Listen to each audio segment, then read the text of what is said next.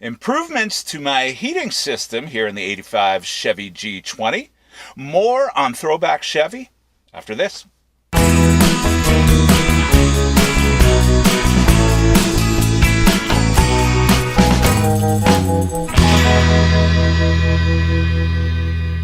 Greetings and welcome to Throwback Chevy. Michael Coughlin here. I hope you're doing well. Lots of new things to update you on, including a new microphone that I'm using. It's more of a boom style mic, so I'm not restricted by the lav mic's rather short cable, although I love that little mic and it works really well. But I'm very free from any umbilical cords today, which is really a tremendous sensation if you're used to what I'm used to. So I wanted to talk a little bit about Steemit. This is a forum I stumbled upon through my love and interest in cryptocurrency, which for those of you not in the know is like Bitcoin and various other altcoins. There's thousands of them actually.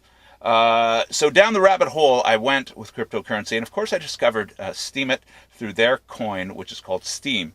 And what was larger than the coin itself, of course, is the social forum called Steemit.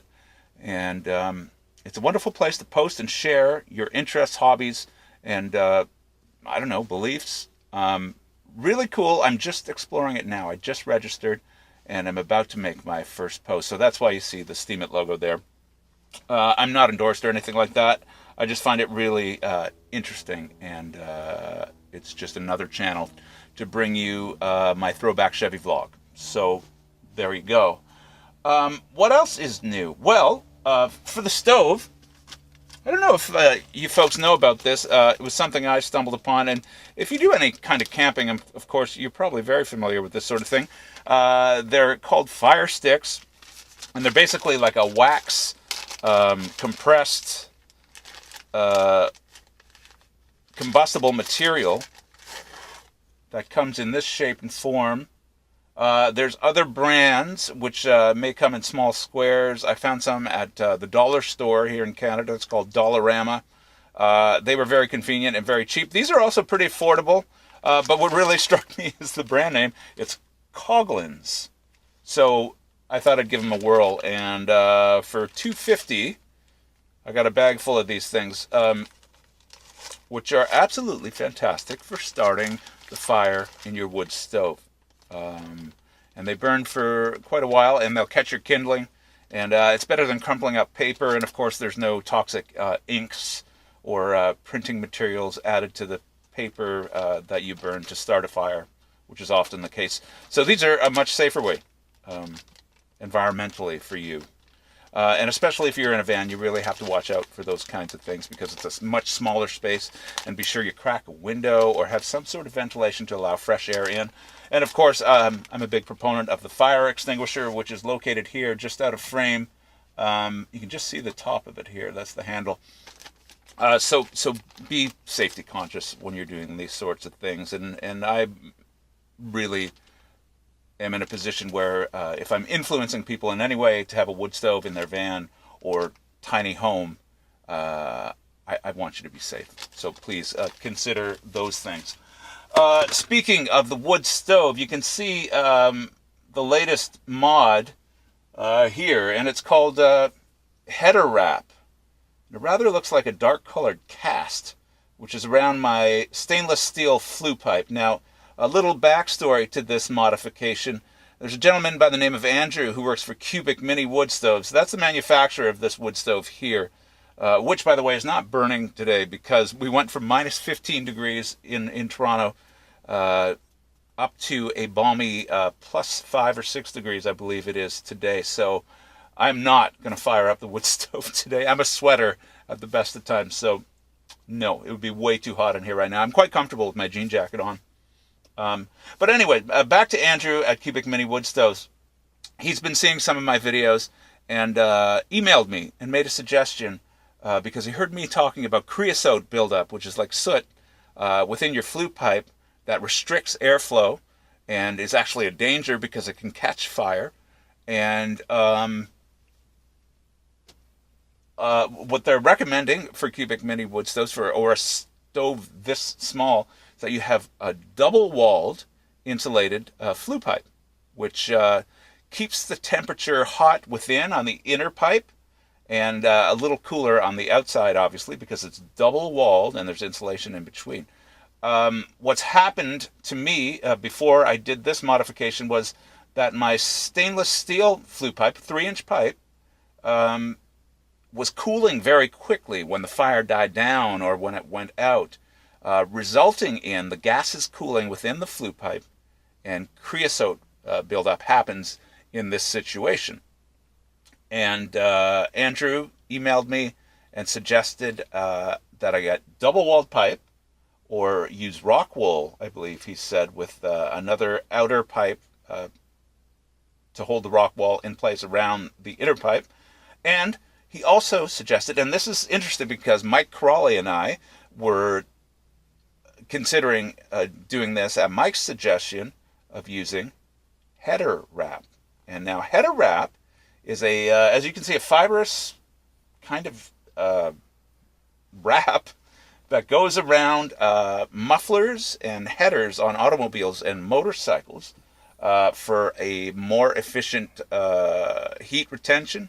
And in this case, Andrew confirmed our suspicions that it might work to insulate my flue pipe. So I have some video footage of Mike putting the wrap around the pipe. And I also put some on the portion of the flue pipe that sticks out of the top of the van. And so far so good. What I've noticed is that I'm getting, it seems to me, more heat from my stove. And what I'm really hoping is that it limits the creosote buildup and I won't have to clean out my flue pipe as often as I have been, just to be safe, of course. And what I do for my flue pipe cleaning is I have a cap on the top that is removable, and then I have a brush that is very long, and I get down and scrub out that pipe. What happens is all that creosote buildup on the inside of the pipe falls to the bottom on top of the stove here. Oh, by the way, I picked this up at a surplus store so I can boil water and make soup and all kinds of stuff. It's been great. But back to the point. Right here is where all that creosote ends up falling. Now, inside the stove, there are 2 plates at the top, and there's 2 tiny screws. And with the Robertson screwdriver, a stubby one, because it's hard to get a full-size screwdriver in that small chamber. But you loosen those screws, and the plates remove. And then I can brush out all that creosote that has fallen to the bottom of the flue pipe. And then I just scoop it out with my normal spade and put it in my ash can. And of course, then you can dispose of it. So that's how I clean out my stove, and it works really well. I'm so thankful to have this thing. It provides more heat than I need sometimes. I'm sweating in here, even in minus 20 temperatures up here in the Great White North. So what a fantastic thing. And of course, it's off-grid. You're not dependent on electricity and all that jazz. Now, that being said, I do boondock at work when I'm putting in weeks and weeks at work. And of course, I'm fortunate in that I have the option to run electricity in my van, in which case I have a space heater that works very well for lower temperatures, and I can run my TV and lights off of electricity. But also, if I am out and about, maybe spending the night in a Walmart parking lot because I just played a gig in St. Catharines, Ontario, then I can run off my solar panel, which is a 100-watt solar panel, and I have a marine battery, deep cycle battery that provides electricity for me when I'm out and about, which I can run my television off of, my computer, and lights and all kinds of stuff. So there are many options, and if you're a smart cookie, you can cash in on all of them. So that's really it for today. Not much else to speak of other than I'm working on songs for my new record, and I have been recording with Mr. Shannon Lyon, and we're exploring different sounds through different amplifiers, always messing around and looking forward to playing some great music. I have a gig coming up here in Toronto that I've been practicing for. And yeah, so I'm not going to drag this out any longer. Thanks so much for tuning in here on Throwback Chevy. My name is Michael Coughlin. You're welcome anytime to drop by the YouTube page. Just search Michael Coughlin, Coughlan. I'm also on Facebook, Michael Coughlin Song Man, and Instagram, Michael Coughlin Music. And you can tweet with me on Twitter, you crazy twits, at Real M Coughlin. And of course, Michael Coughlin now on Steemit, my latest endeavor. Looking forward to bringing some more unique content. Keep it tuned right here to Throwback Chevy. We'll see you the next time. Freedom's just the currency of life, ladies and